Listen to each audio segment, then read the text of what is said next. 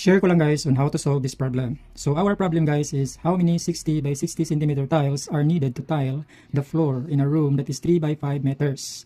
So kini siya nga problem guys, applicable gini nato tanan kay kita na time nga magpataod-taod tiles. Unya wala ra balahin ta kay baw kung pila ka tiles ang atong paliton.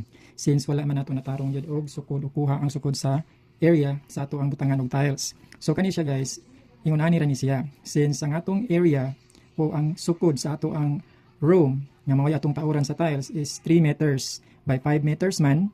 So ang atong tiles nga itaod is 60 by 60 centimeters. So kinahanglan pa ni nato sila iparehas guys. So kaning 60 by 60 centimeters i-convert ni nato siya sa meter. Kay ang atong room is 3 by 5 meters man. So ingunani siya guys. Ang 60 centimeters na tiles, kaning 60 by 60 cm tile, square na siya guys ha. This is a square tile. So ang 60 cm guys, ato na siyang i-convert into meter. Okay guys, so 60 cm that is equal to 0.6 meters. Ang pag-convert ani guys is we have to divide 60 by 100. So muna siya guys, para ma-convert siya into meters. So kini siya guys, nakuha naman nato ang iyahaaning conversion from centimeter to meters, and 60 centimeters become 0.6 meters. Is ang sunod natong buhaton guys is atong ikuha ang area. So kuhaon nato ang area sa usa ka square tile nga nagsukod og 60 by 60 centimeters, which is now converted as 0.6 meters. So kuhaon nato iyang area guys.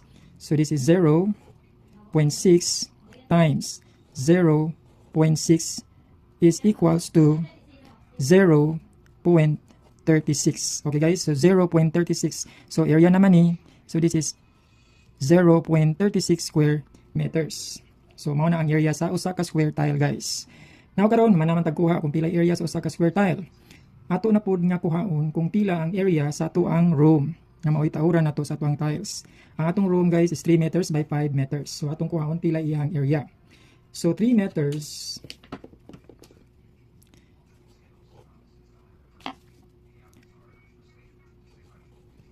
times 5 meters.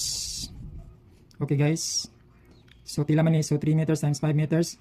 This is equal to 15 square meters. So 15 square meter guys. So mao ni ang area sa tuang room, mga maoy atong tauran og tiles. Maoy butangan natong tiles guys. So karon guys, nakuha na nato ang area sa tuang room which is 15 square meters.